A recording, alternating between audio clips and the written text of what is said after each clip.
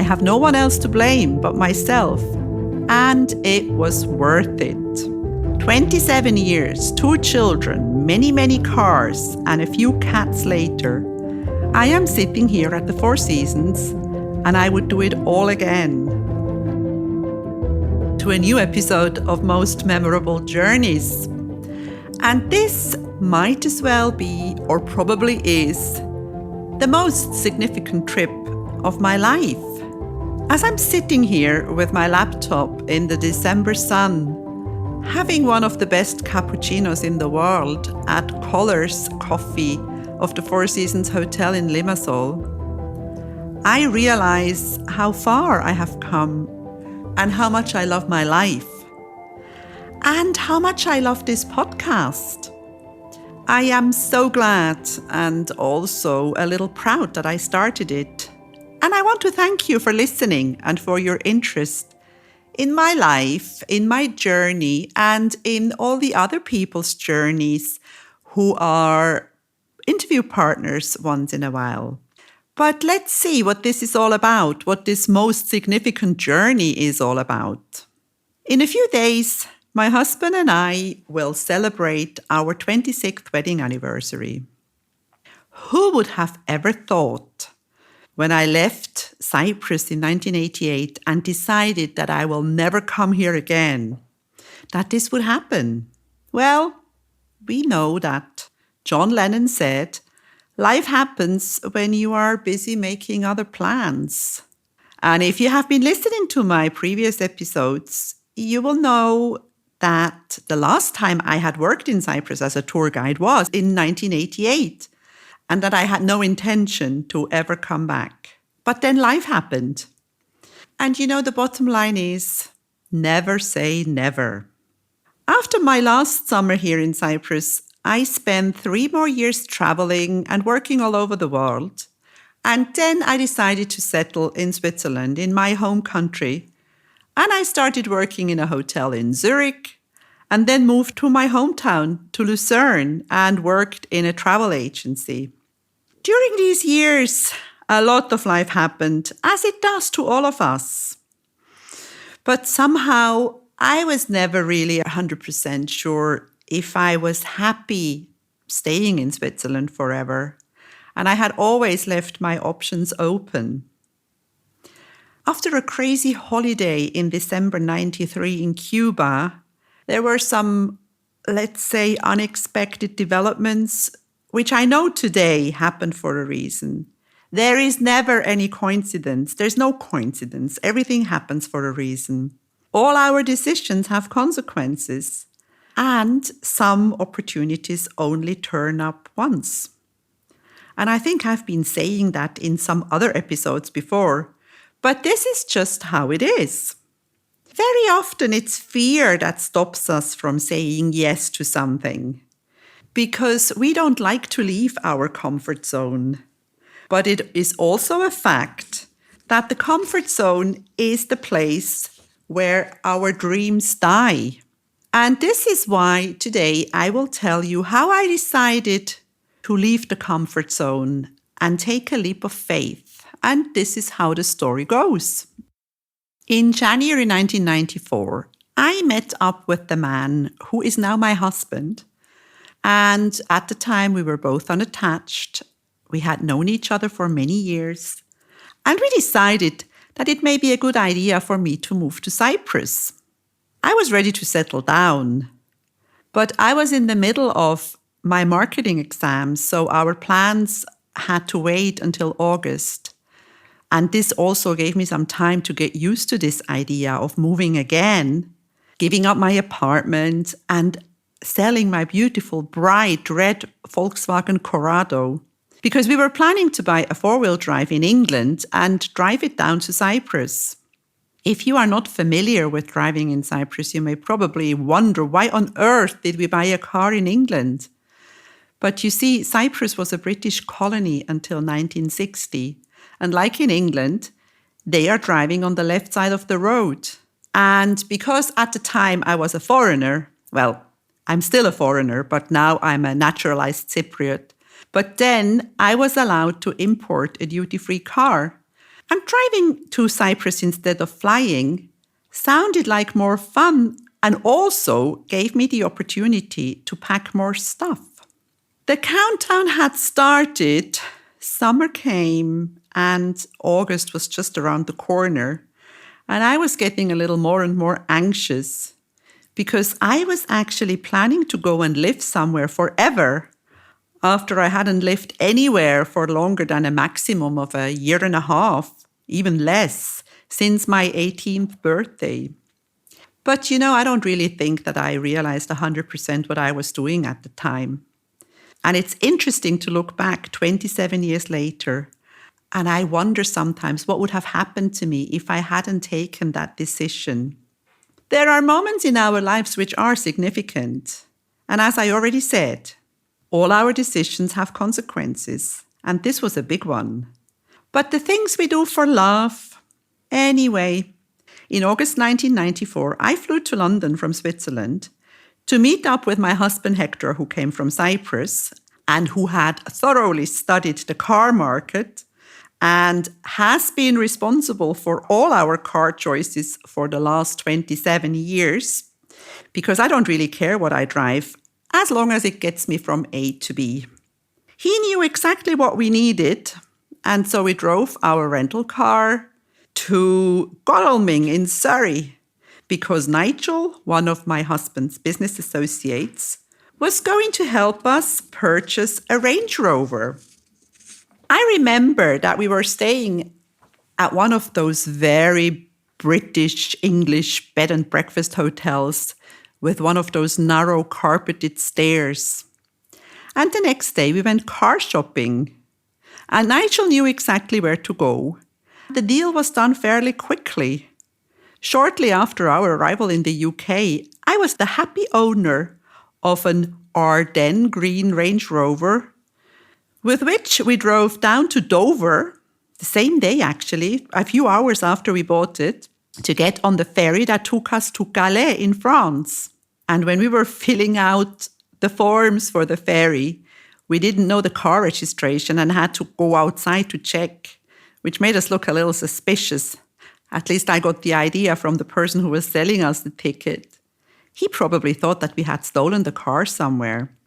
Remember, this was 1994. There was no internet to buy the tickets online. We had to go to a desk. The crossing of the channel was pretty uneventful, and it only takes about an hour and a half. And off we went on our road trip through France, into Germany, and then to Switzerland, because the next stop was Lucerne, my home. We were going to load all our belongings for the big move. The driving time is about 8 hours. One thing that we noticed very quickly, even though my husband had studied the car market, that this was a gas guzzler. You could literally see that petrol tank indicator move every 2 hours. We had to fill the tank. Fortunately, our island here isn't so big. Distances are not long, so it was okay. But first we had to get there. I don't really remember much of that long drive. But one thing that I remember is that we only had one CD. And it was the Eagles. And about every 45 minutes, Hotel California came on. And it reminds me of that trip even today, every time I hear this song. Now, driving on the right side of the road with a left-hand drive car is tricky and needs attention. But I did get behind the wheel on the German Autobahn. We arrived in Lucerne, tired, but happy that everything had gone well. And just in time to say goodbye to my gorgeous sports car, which I had bought to impress the boys. But since I was about to move in with my man, I didn't need it anymore and was happy to pass it on to my friend. I have a picture of both cars next to each other, and it was very symbolic, like saying goodbye to the wild days and hello to serious life. I was 35 years old, after all, and had definitely lived a crazy life and traveled several times around the world. It was really time to become a little more serious. We spent a few days in Switzerland. It was summer. We were invited to barbecues, farewell parties. We said goodbye to so many friends. We laughed and we cried a lot, or at least I cried a lot. And then filled the car to the brim with my belongings, which were going with me to my new home. I still have to say it again. I don't think I realized 100% what I was doing, because this was a very big step for me. Even though I knew where I was going because I had lived in Cyprus before, this was a different deal. It was like I was not used to having stability in my life, and this was going to be forever, or at least, a long time. Early on a Wednesday morning on August the 3rd, we left Lucerne and started driving south through the Italian part of Switzerland and into Italy in Chiasso. It's a beautiful time to drive down Bella Italia, and our destination was the port of Ancona, where we would be taking the ferry to Piraeus, to Patras. Patras was the first stop. I love Italy, but this time there wasn't any time to enjoy the beautiful country and eat their beautiful food. We were just driving down the autostrada, and our main concern was not to get a speeding ticket. We arrived in Ancona about 7 hours later. We had a few stops. I think it was more than 7 hours. I think it was 7 hours of driving and with a few stops. But anyway, well on time to catch the ferry. And then crossed the Adriatic Sea, stopped shortly on the Ionian island of Corfu, and docked in the morning in Patras, which is Greece's third largest city and the regional capital of Western Greece in the northern Peloponnese, about 210 kilometers west of Athens. We then drove across the Peloponnese Peninsula, past the Canal of Corinth, arrived in Athens, where we met a friend for lunch who was the director or the regional manager of Lloyd's of London. And I knew Athens well from my times as a tour guide in Greece, and everything felt so familiar and normal somehow. And of course, the fact that I speak fluent Greek helped me. It helped me feel more at home already. We had driven from the UK to France, then through Germany to Switzerland, then through Italy to Greece, and finally ended up in Cyprus. And you know what? I can speak the language of every single one of those countries. Being multilingual is a blessing, and every language that we ever learn comes in handy at some point in our life. It also helps being taken more seriously when people realize that you make the effort to learn the local language wherever you are. But back to the trip and back to the story. So that night after the lunch in Athens, we took the ferry from Piraeus to Limassol.